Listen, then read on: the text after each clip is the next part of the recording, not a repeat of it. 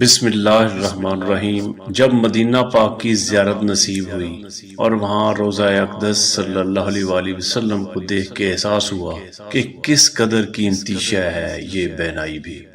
اس کائنات کے 3 مقدس ترین مقامات میں سے ایک مدینہ منورہ ہے جو حضور نبی کریم صلی اللہ علیہ وآلہ وسلم کا مسکن ہے۔ مسلمانوں کے دل میں بسا مدینہ ہر مومن کی آنکھوں کی ٹھنڈک ہے۔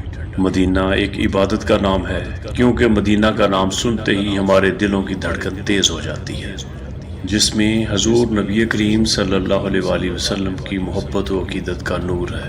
مدینہ سے ہمارا مذہبی، روحانی اور قلبی لگاؤ فطری ہے۔ مدینہ کا لفظ لکھتے ہوئے لگتا ہے کہ بے اثر قلم میں کسی نے نئی روح بھر دی ہے، بے جان الفاظ بھی بولنے لگ جاتے ہیں۔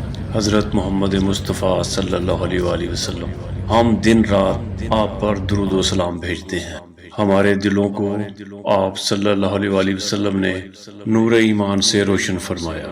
ہم آپ صلی اللہ علیہ وآلہ وسلم پر قربان، ہمارا سب کچھ قربان اور تا قیامت قربان۔